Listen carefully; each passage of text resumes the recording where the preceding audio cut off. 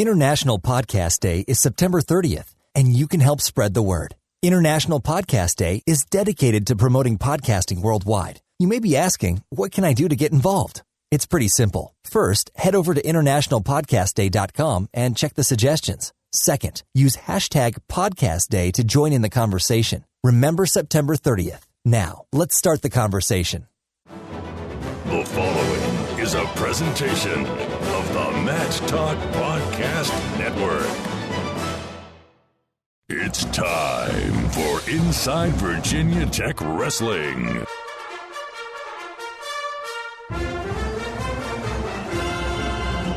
We'll talk all things Hokie wrestling with Coach Kevin Dresser and his staff. Now, let's join your host, three-time National Wrestling Writer and Broadcaster of the Year, Jason Bryant. Episode 35 of Inside Virginia Tech Wrestling. Today we're talking to assistant coaches Tony Robie and Derek St. John. First up, Tony Robie in the chute, the associate head coach, finishing up a busy season of summer camps. We've had great success with numbers. First of all, Tony, what's the summer been like for you? Have you had a chance to relax and enjoy the beautiful outside weather that is Blacksburg this time of year? Yeah, the month of August is typically a pretty nice month for us. We finish up our camps usually the third or fourth week of July, and then school doesn't start until the end of August. So it allows us a little time as coaches to kind of get away from it, spend time with our families, and catch up with, a lot of the things that we like to do in our personal lives. So, I had pretty much the whole month of August to kind of rest and relax and rejuvenate myself and ready to get back at it. So, but it was good. It was a good summer. We typically do camps. We did one week of camp in June, and then we do 3 weeks of camp in July. And we've built our camps for the last 10 years to be pretty successful.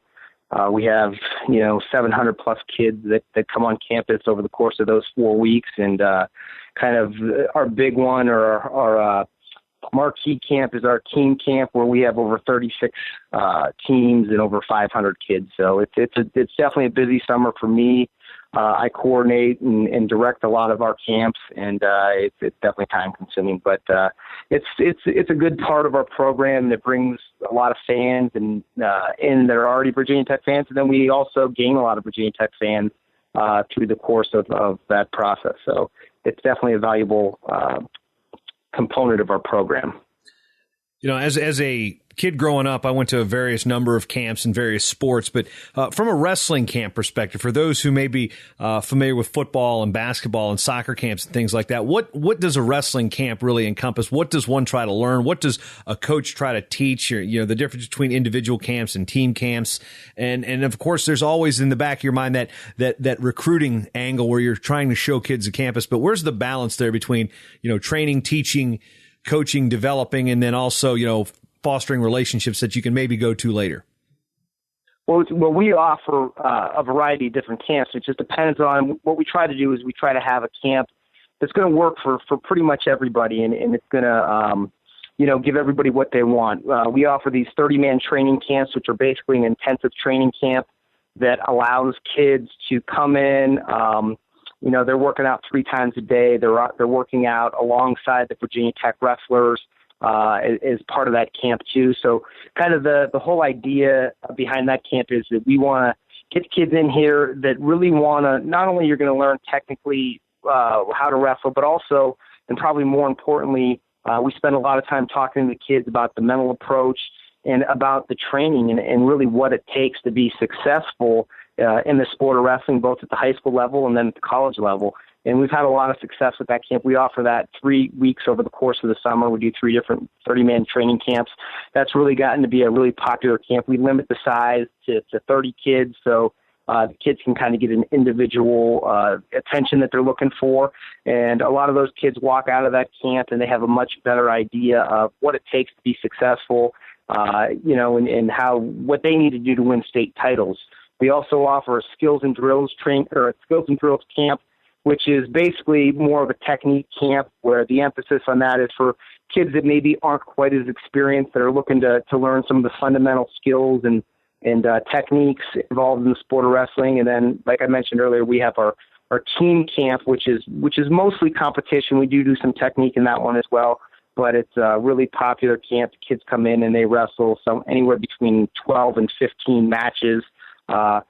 We have an all-star match in that camp. The kids really seem to enjoy that one, so that's a real popular one for us as well. So we kind of run the gamut and try and give our consumer everything that they're looking for in terms of wrestling camps. And how big have these grown since you first arrived at Virginia Tech?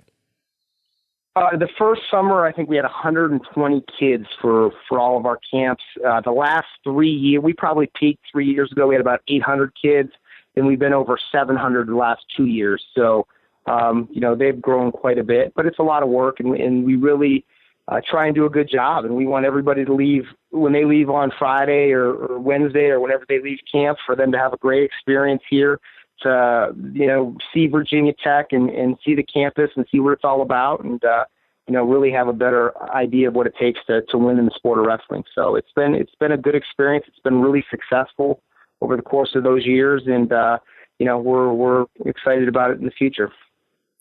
This time of year also brings football and people coming through, and of course Virginia Tech, part of the giant battle at Bristol over the weekend. Unfortunately, the outcome did not go the Hokies' way against Tennessee. And I tell you, I made one trip to Knoxville when I was in college for a women's basketball game. I think I heard Rocky Top about 500 times in that 2 hour span. So I never want to hear Rocky Top ever again. But, 156,000 now, you've got to get the gears rolling here going, okay, how can we do that for wrestling?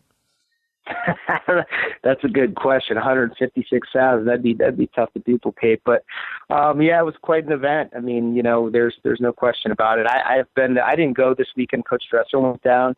I've been to Bristol Motor Speedway for a race before, and it's quite a venue. I can only imagine, the reviews that I heard from everybody that went and everything that I read. It was a fantastic event. But, I think, getting back to what you mentioned there in terms of getting fans in the seats for wrestling matches, that's something that Coach Dresser does an awesome job. I don't have to worry too much about that, because Coach Dresser does a great job marketing and promoting our program. And, we've really gotten really good crowds over the course of the last few years. And as we've had more success, as it just gets easier and easier and easier to put fans in the seats, especially at Virginia Tech. I mean, Virginia Tech, if you're winning, they're going to come out and support you. That's just kind of the way the fan base is here. So we'll talk about the schedule in an upcoming episode of Inside Virginia Tech Wrestling, as we'll have Coach Dresser on next episode, previewing the upcoming season, mainly with the schedule. But we're still talking with Tony Robie, talking summer camps, talking a little bit about football. And with football, the next couple weeks, on the 17th and the 24th, Hokie football home games, the 17th against Boston College. There is an open mat workout in Hokie Village near the lacrosse field, roughly 3 hours before kickoff. Right now, that game's scheduled to be on ESPNU at 3:30, so approximately 12:30 for the open mat workout. And Tony, the next 2 weekends, of course, the East Carolina game, also a home game at Lane Stadium. That time to be announced. So information on when the open mat workout is there, just contact the Hokie Wrestling office. But these open mat workouts here in the preseason, this is another thing to bring awareness to the wrestling program. And what are these things like? And what's it like, from your opinion, to see when the fans come through and they're tailgating and it's like, hey, oh wow, wrestling? Yeah, I just think it's an opportunity for us as a staff and as a program to hopefully bring new fans into the fold, in addition to, basically being a service to our existing fans. I mean, they love coming out there and watching those events, and people get really excited about it. So they make time as part of their tailgate routine to come over and watch at least a portion of our open mats. It's not a practice, so we can't do any instruction. We really can't structure it a lot. Our guys just go in like they would into our practice room this time of year, and they have an open mat session where they drill on their own, they wrestle on their own. But I think it adds a little bit more competitiveness for our guys as well when there's fans out there watching. So it's been a huge success for us. We've been doing it for 2 years now, and we try to do it at least 2 or 3 times in the fall. Luckily this year, our football schedule kind of sets up so we have more September games and before the weather gets too cold. But it's a pretty cool deal. Like I said, there's a lot of people that make a special effort to get over there and watch. And then we also have some fans that don't know a whole heck of a lot about wrestling that get over there and check it out, and hopefully we can get them to a home match at some point. Now, a couple things we need to discuss as we move forward here in the offseason. Now, you were being courted, Mr. Robie, with a new hire out at Oklahoma, Lou Roselli, a guy you know from your days at Edinboro, and the word on the street was that you were targeted for his staff, and ultimately, what went into that, and how much can you disclose about the alluring process that Coach Roselli kind of was dangling in front of you? Well, it was, Lou's been a big part of my career and my life, and is a great friend of mine. So, our relationship goes back to my freshman year at Edinboro, where I came in as a true freshman. He was a fifth-year senior, and then he was on the coaching staff the next 4 years that I was there. So we've grown to be great friends. Our families are great friends. Somebody that I respect a whole heck of a lot, and I'm really happy for that he got that job and got an opportunity to lead a program like Oklahoma University.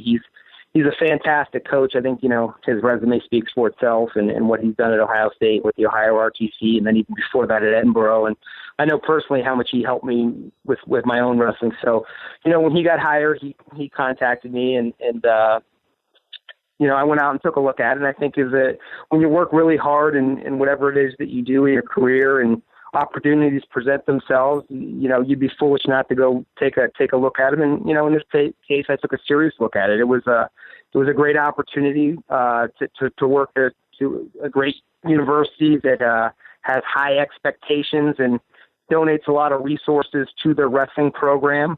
So, me and my wife flew out and we looked at it. And at the end of the day, it just wasn't right for us. I mean, to be quite honest with you, we were very happy here at Virginia Tech. I've been here for 10 years. We've built something pretty special over the course of the last 10 years. And I just feel like where our program is at right now, and, all that we've done over the course of the past 10 years, it's a tough place for me to leave, and it's going to take a really special opportunity. And,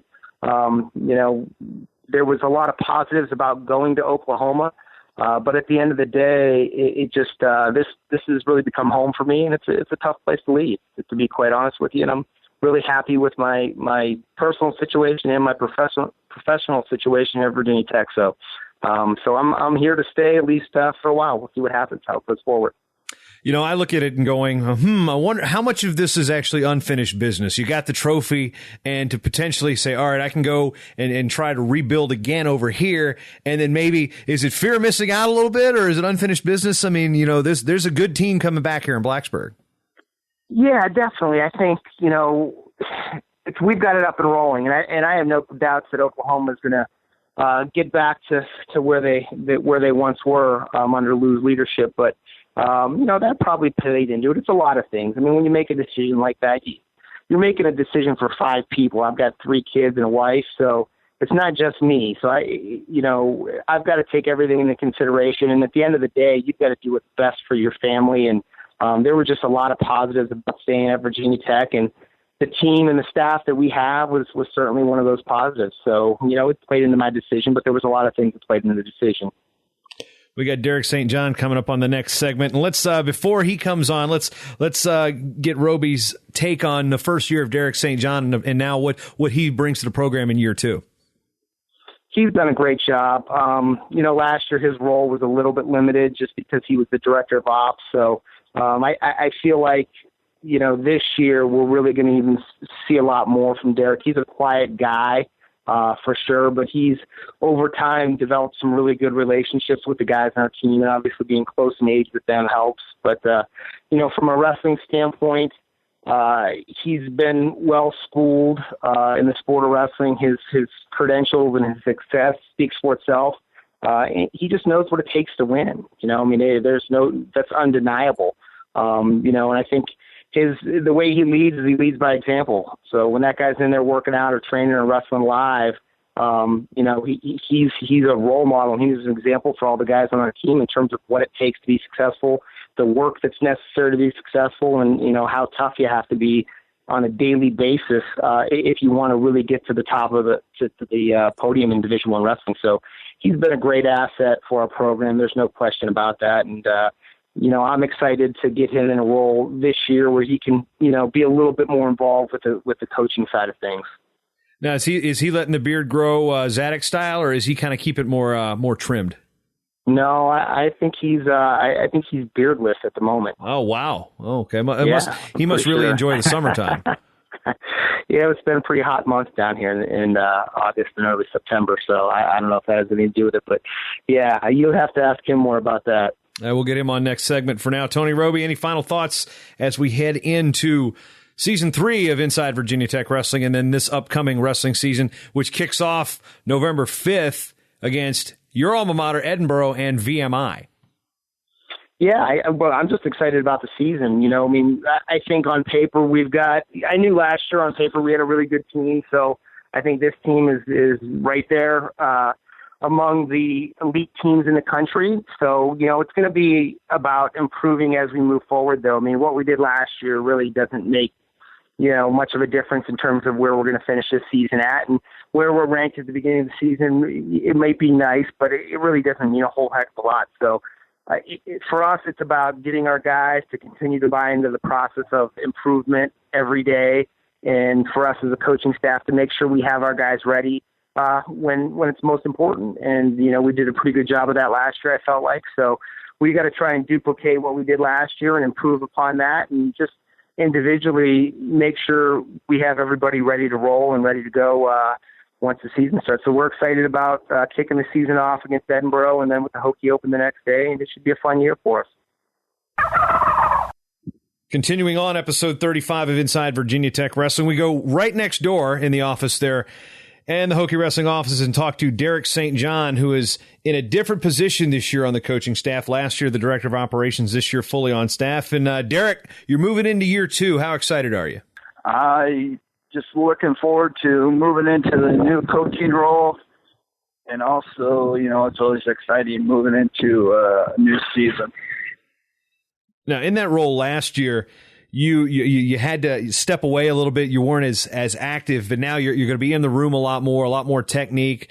And what did last year kind of do in helping kind of acclimate you to this team and how Coach Dresser and Coach Robie run a program?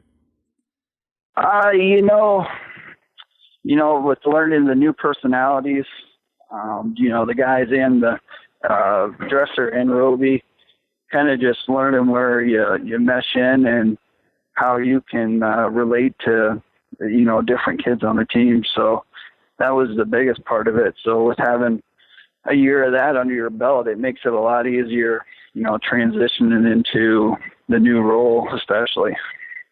In the previous stops, you spent a year at North Dakota State, then Virginia Tech. How much do you think you've grown as a coach the last 2 years? Quite a bit, actually. You know, it's just learning how to go about certain things with certain people. And, you know, there's not always one concrete answer to certain things or a certain thing. And then, you know, learning how to kind of go by the fly a little bit more also. You know, when you got to Blacksburg, it was kind of one of these things where you really weren't too aware of the lay of the land. And after year 1, how did you feel like you adapted to not just the school itself, but to Southwest Virginia and Blacksburg as a whole? You know, just learning the area, learning the school, learning how that they do certain things here, you know, compared to, you know, being at Iowa or North Dakota State. You know, just getting that under your belt again was big, and you know, it's all extremely positive. So, now, what was one thing that you really liked about last year's team? Obviously, winning a trophy is probably one of these things that you like. You like success, you like winning, but what was it about the team that's like, you know what, I definitely want to stay here. I definitely want to be part of this staff. You know, it's a pretty unique team. You know, I spent 5 years at Iowa, so, but I never had a team when I was in Iowa quite like the team here, just with how well everybody on the team gets along and how actually tight every kid on the team actually is. There's no one kid that is kind of off on his own. They hang out together. They do freaking everything together, which is pretty unique. There's not it's not very cliquey, I guess. So, overall the team camaraderie is pretty impressive here. And from a coaching standpoint, how does that benefit you as a coach to know that, okay, these guys are all on the same page? Oh, it helps a lot just with, everybody is, committed 100%, there's not any outliers where they're you don't get the feeling where they're half in or you don't really know what's going on, what this kid's thinking. They're all got the same goals, same kind of mindset going on, and, they have a ton of fun together. So that makes it really enjoyable to be around. We talked with Coach Robie in the opening segment about wrestling camps, and what was your role with the wrestling camps, and what were your opinions of the wrestling camps there at Tech over the summer? I ran some sessions for Robie and Dresser, and I kind of had my finger on more of the team, our team workout aspect of it, but just helping do odds and ends things. I didn't really have a certain role, I guess. But they run a heck of a camp. They draw in a lot of numbers, and just the way they do it, the kids have fun and I think learn quite a bit in the weeks that are here. I only did the intensive, the last 3 weeks of camp, so I wasn't here for the first two.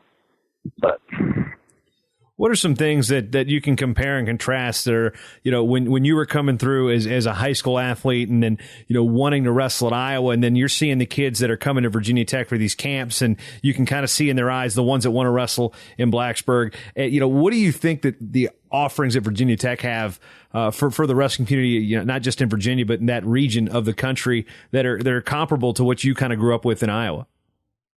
It's growing more towards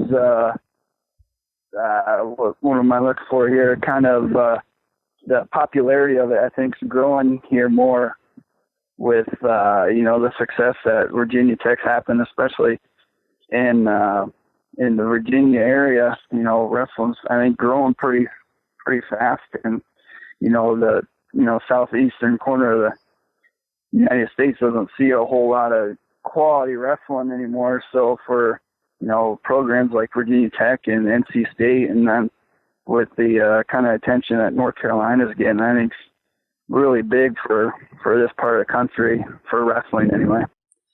So from a coaching standpoint, coaching the ACC is a lot of fun this year. Yeah, and it's getting really, real competitive. Now, speaking of competitive, this was an Olympic year, and we have the non-Olympic World Championships coming up in December. And when I say non-Olympic, there are two weight classes, 61 kilos and 70 kilos, that are international weight classes but are not competing in the Olympic Games. And the United World Wrestling is going to have a World Championships for those two weight classes in freestyle. There's 2 weights in women and 2 weights in Greco, so 6 weights across 3 styles. And you're in that 70 kilo weight class grouping, so to speak, and understand you're going to kind of maybe make a run at this world team at 70 kilos come November. Nothing's concrete yet, but I'm definitely leaning on it. I stepped away all last year. I didn't do any competing. Just focused more on the coaching part of it. But I'm training again, and as long as everything's moving in the right direction, I'm definitely leaning on competing again. Yeah, and so from a balance perspective, when you've got, okay, I'm on staff here. I'm not just a director of ops. I've got a staff position here, and then you're like, okay, I got to train. How do you balance the want and the need on either side of that equation? You gotta kind of make time for it, which is, when it's got to be outside of maybe what's going on with the team. But, you got to find a balance, and you got to have a agreement from your other coaches, because maybe they'll have to take on a little more. But, you got to find that perfect balance, I guess.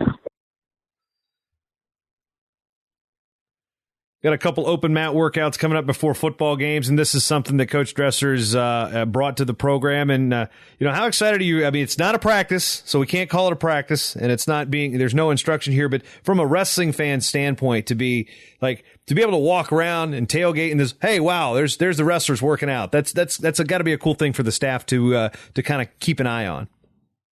It's a pretty neat deal. It's just being able to practice outside and in front of a lot of people that are just milling around before the games. And, it's pretty exciting because I think the people really enjoy it. Even the people that aren't necessarily wrestling fans or, have even seen wrestling maybe before, stop and they watch for a minute and they kind of get engulfed in it. And it's a pretty neat thing. And I think it spreads some good energy about Virginia Tech wrestling in the community. So as we move into year 2, what are your expectations? What are your goals, and what are you hoping to see out of this Hokie wrestling team this year?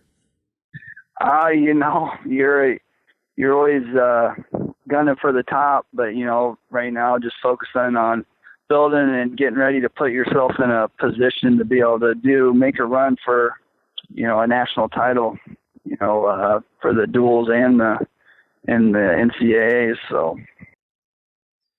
All right, Derek St. John joining us here on episode 35, getting ready for year 2 of his tenure in Blacksburg. And any final thoughts is, you've already talked about what you're expecting, and what are some things that you're most looking forward to outside of wrestling about Blacksburg now here in year 2? Just kind of figuring out what the big things to do around here are. I know the hiking and the fishing are pretty good around here, so maybe exploring a little bit more of that. So I always really enjoy that kind of stuff.